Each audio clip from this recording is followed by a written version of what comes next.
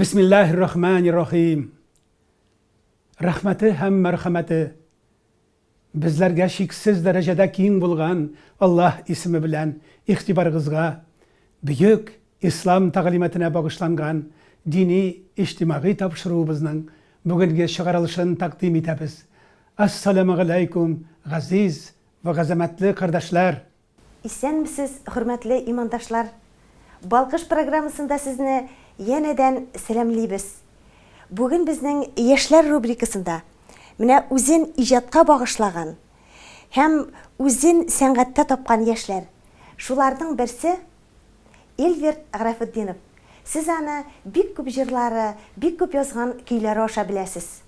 Sevgili Peygamberimiz Hazreti Muhammed Mustafa sallallahu aleyhi ve sellem buyurdu ki Allah sanat sahibi bulgan müminlerine siyar.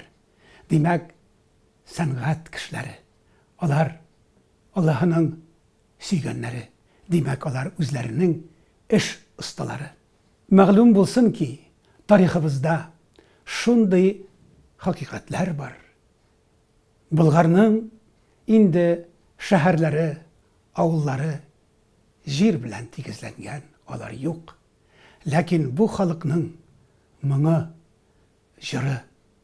Bugün de bundan bunlarga bizning altın nesillerimizning köngülünden köngülüne haman kile hem şuşa jirlerden köklerge erişken bir avaz bulup yaşap kile.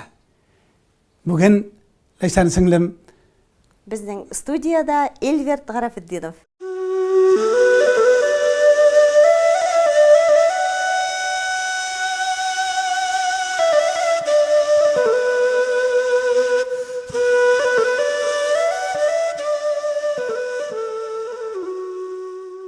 Hürmetli televizor qarovchilar, biz bugün bik köp popüler jırlar avtori, yaş avtor boshqaruvchi Elvert Rasulullo G'rafiddinovni chaqirdik.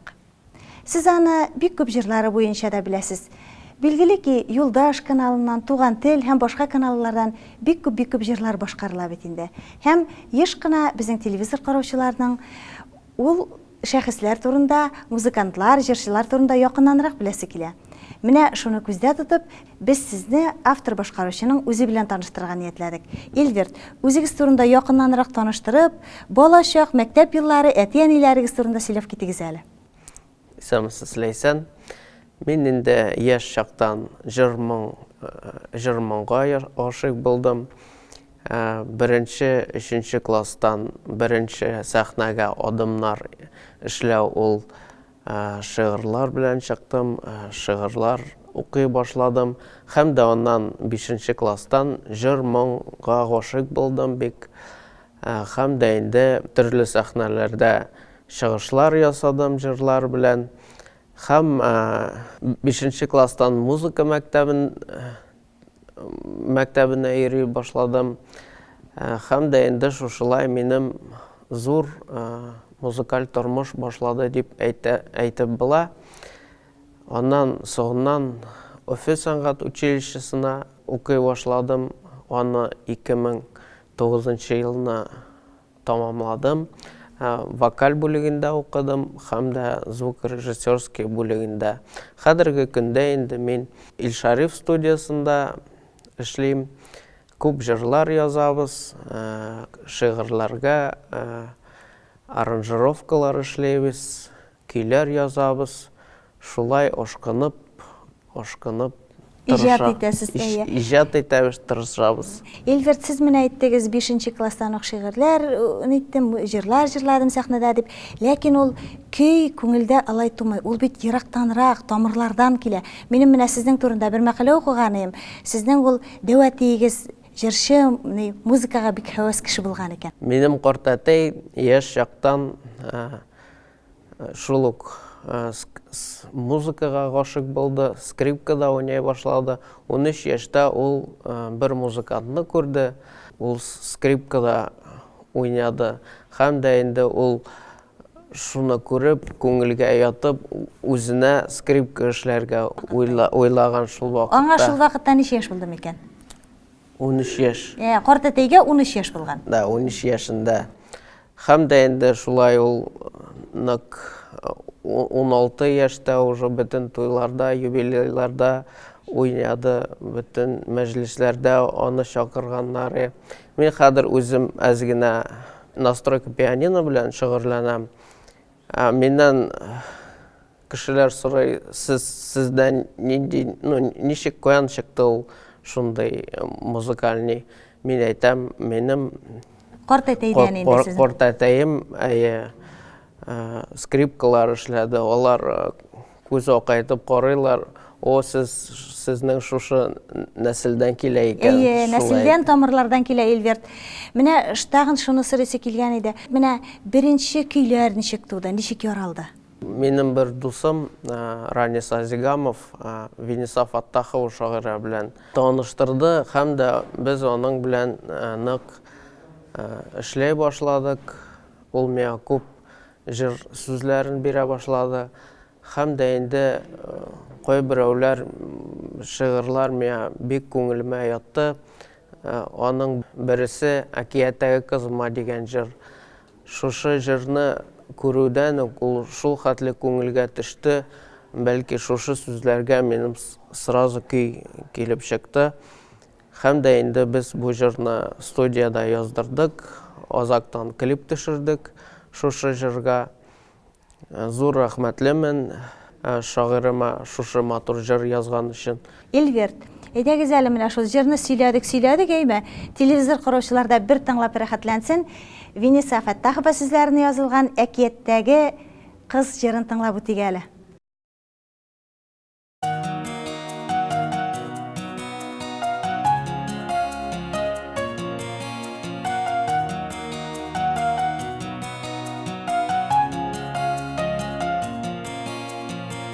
Төшті түгел өнімне генә, ысыраттым бір кызлы бір сақ. Әлі рәсімдәге әкият кызы, әлі инде матур бір курсак. Гүй бәхет кірфек тәртінде, зәңгәр күктә серле күдәрең. Шундый матур әкият кызын күреп, гашык булмай кем генә түзер. Һинең иң матур күҙҙәреңә мин һаман ҡарайым. Оялып ни эшләрмен миңә ҡарамаһаң. Ғашиҡ булһам һиңә күҙ һалып. Һинең иң матур күҙҙәреңә мин һаман ҡарайым. Оялып ни эшләрмен миңә ҡарамаһаң. Ғашиҡ булһам һиңә күҙ һалып.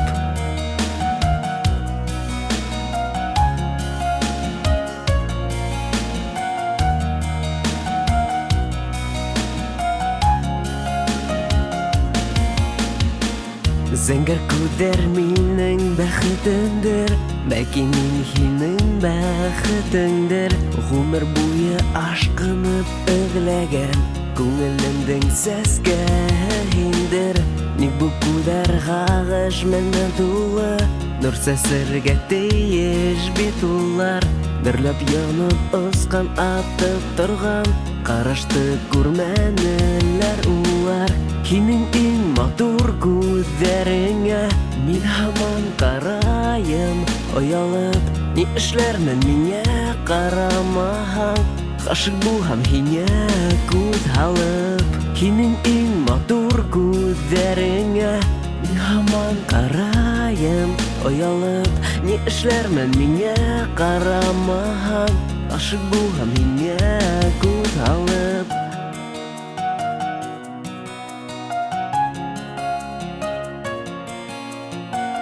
Төшті түгел өнімде генә, ысыраттым бір кызы бір сақ.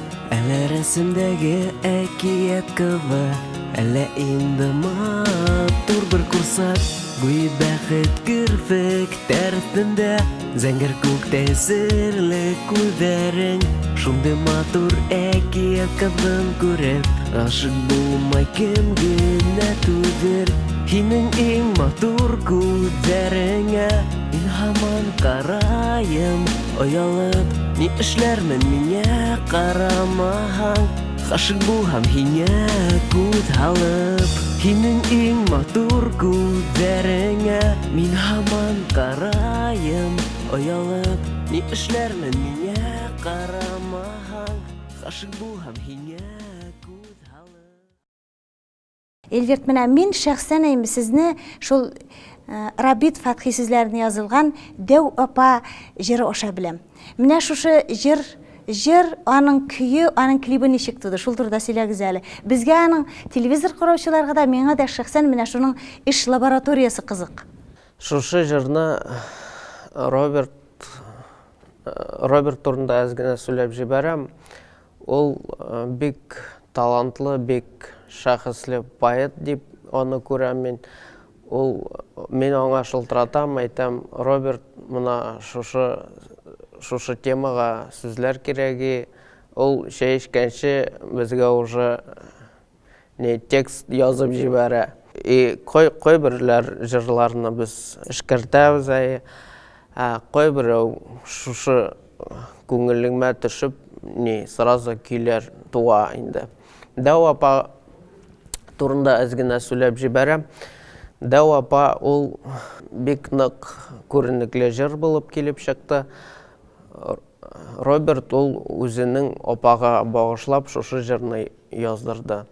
Җыр булып чыккач, күп кешеләр бу җырны тыңлагач, үзенең вафат булган апаларны күз алдына китерәләр. Һәр бер кеше, һәр бер үзенең инде гаиләсендә апаны күрә.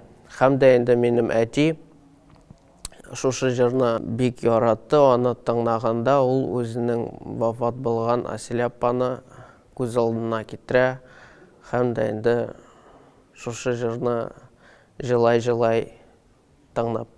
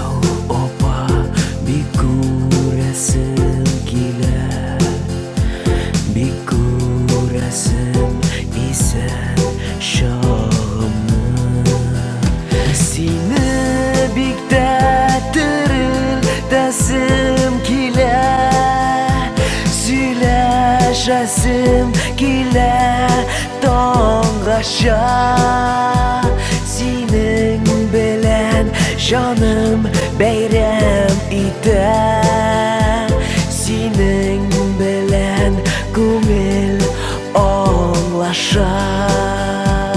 Бер-беребез белән аңлашабыз, җаннар җанга, күңел күңелгә. Җаннарымны аңлый ала торган бар син генә кебек бу илдә. Каеннарга килеп сөялдем, син булмагач җаным күшегә.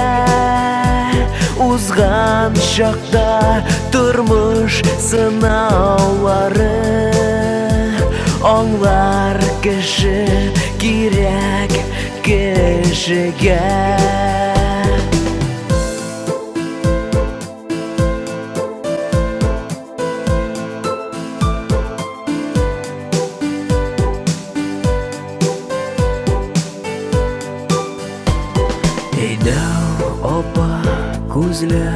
Дәйеш бугай бір түгелсін әлі күңелләр Опалар күн жерді дәу түгелләр Дәуләр дә күн опа түгелләр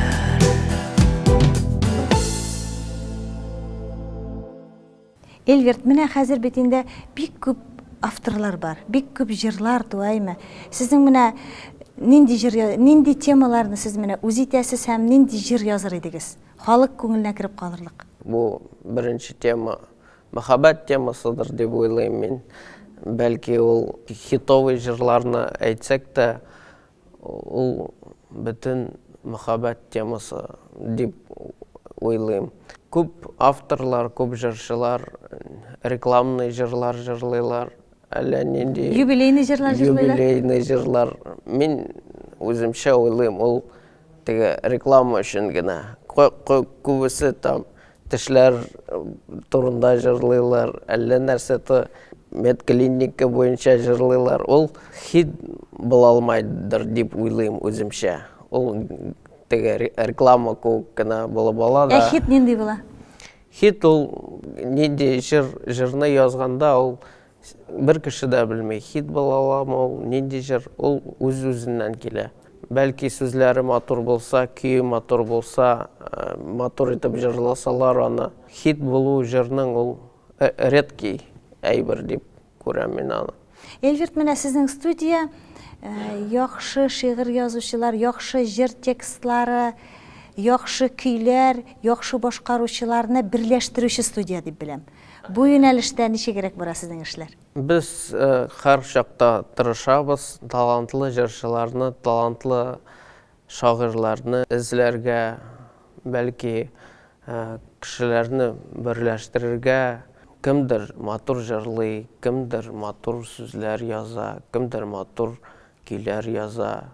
Менә шушы бу талантлы кешеләрне студия берләштерсә, Эш берлек кирәк инде. эш берлек кирәк. Матур аранжировка, матур җыр булып чыкса, ул халыкка бик күренекле җыр булып кала. Бүген сезнең алдыгызда нинди мәсьәләләр тора? Безнең мәсьәләләр яңа матур җырлар язарга, җырлар тудырырга, клиплар төшерергә һәм дә инде халыкка бу матур чыгышларны күрсәтергә. Менә Эльверт, сезнең 60 яшь дигән җырыгыз бик тә популяр һәм телевизор караучылар аны белә. Ул сезнең әтиегезгә багышланганмы? Әтиегезнең 60 яшь. Әтиегез, минем әтинең 60 яшенә багышлап язылган җыр. Һәм дә инде бүгенге көндә минем әти электрик булып эшли, һәм дә декабрь азагында энергетиклар көне була. Шуңа әтиемә багышлап шушы җырны тәкъдим итәм. Хөрмәтле телевизор караучылар, әйдәгез әле шушы 60 яшь дигән җырның видеоклипын карыйк һәм инде яшь автор башкаручы Эльверт Рәсүлов белән хушлашыйк. Сезгә бик зур рәхмәт безнең студияга килгән өчен. Сезгә иҗат уңышлар теләп хушлашабыз. Зур рәхмәт, Ләйсән.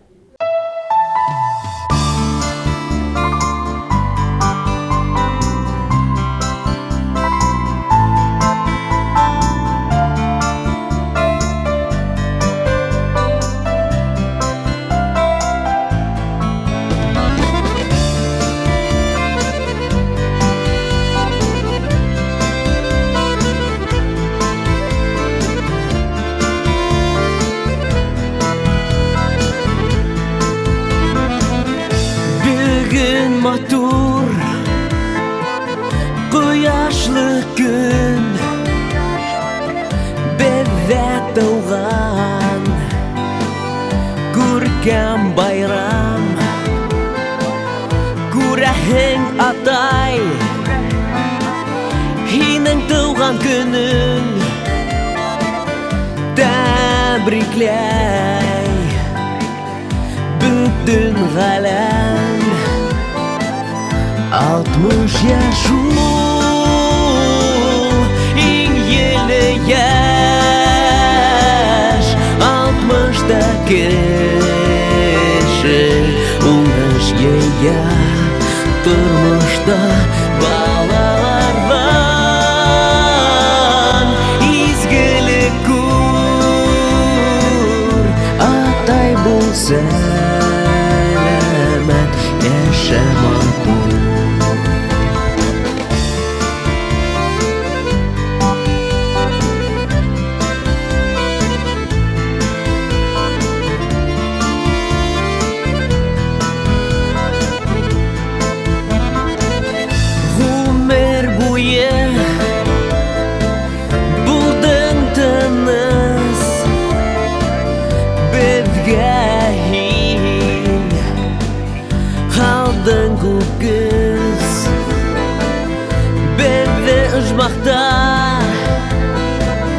Үстердең һиңә атай зур рәхмәт 60 яш ул иң еле яшь 60-та кеше уңыш ея тормышта балалардан изгелек күр атай булса сәләмәт яшә матур.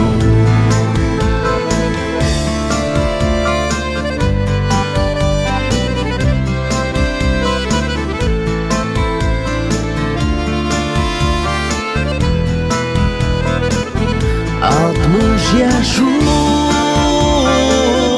иң еле яшь 60-та кеше уңыш ея тормышта балалардан изгелек күр атай булса сәләмәт яшә матур.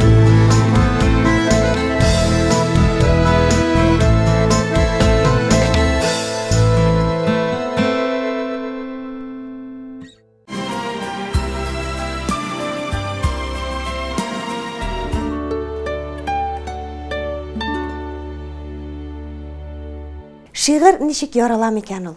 Минемчә, ул иң беренче шигырьне кеше табигатька карап хозурлана һәм табигать күренешләреннән шигырь ярала шикелле. Менә безнең дә бүген шигъри сәхифәләр рубрикасында Рабит Фатхи үзенең шигырьләрен укып ишеттерәчәк. Ни булмас шагыйрь җанында диләр.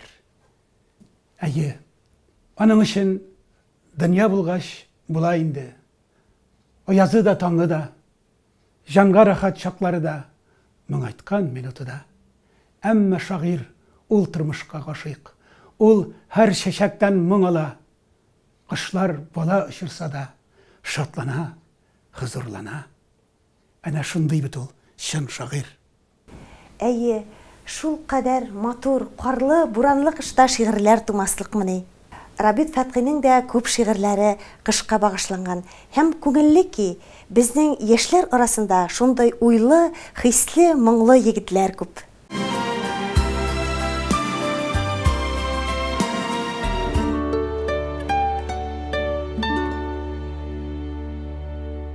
Быел яңа ел бик хуш килде. Шуңарга яңа ел турында, назлы кыш турында шигырьләр укыйсы килә. Апак карлар булып. Таныш кына Уфа урамнары. Уфаларда күптән төн инде. Әкрен генә апак карлар ява. Бөтен дөнья шундый тын инде. Шундый тынлык минең күңелдә дә. Әле генә давыл иде бит. Уфада төн, ә мин синсез идем.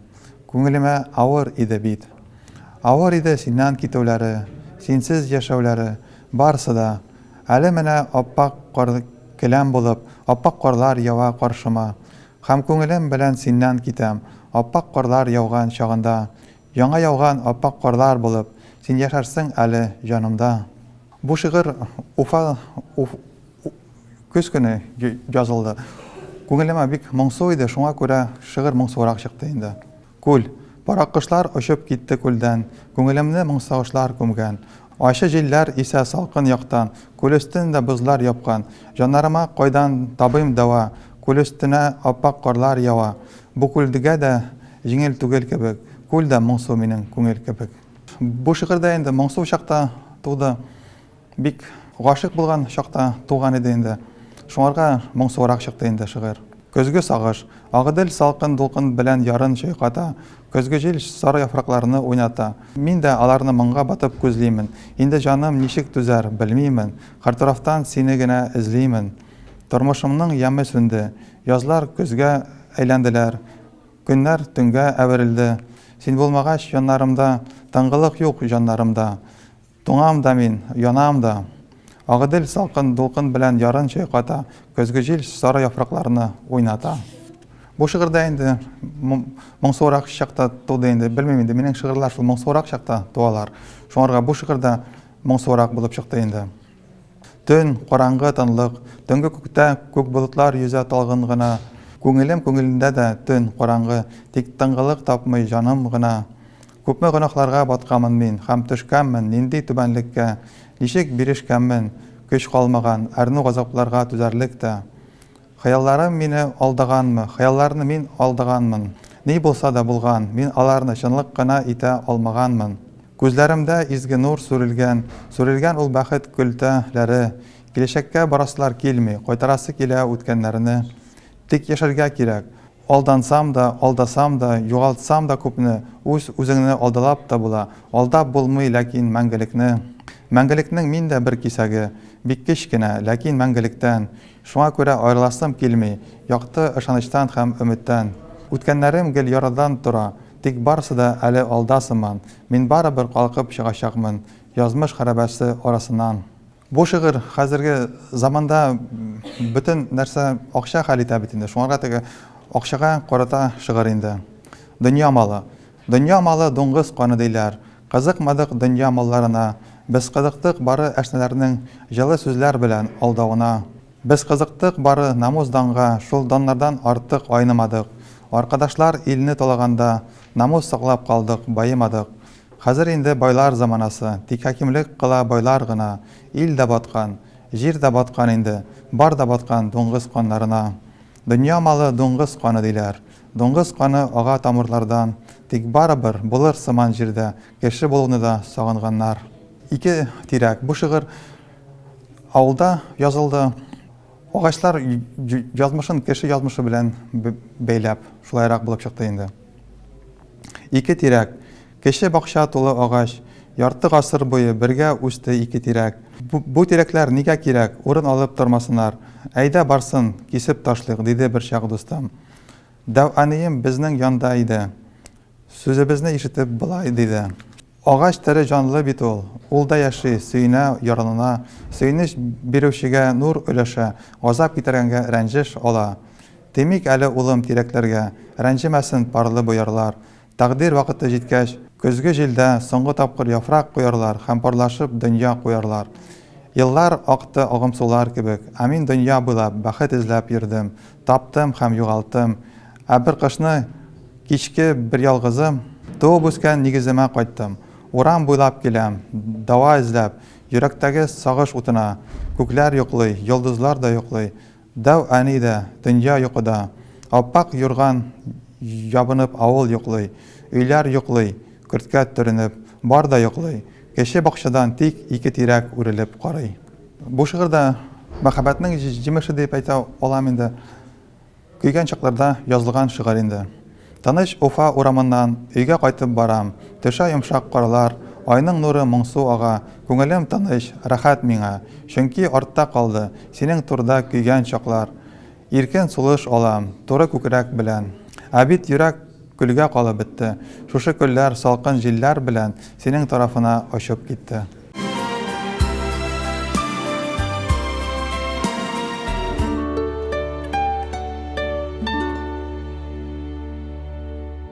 Һәм ак, һәм пак кар бөртекләре. Аның инҗе кебек меңнәрчә төре әлбәттә һәр йөрәккә илһам саладыр. Хөрмәтле телевизор караучылар, бүгенге программабыз ахырына якынлашты. Сезгә иң изге теләкләрне теләп хушлашабыз. Бүгенге шигърият кичәбез сезләрнең җаннарыгызга рәхәт, тәннәрегезгә сихәт бирсен.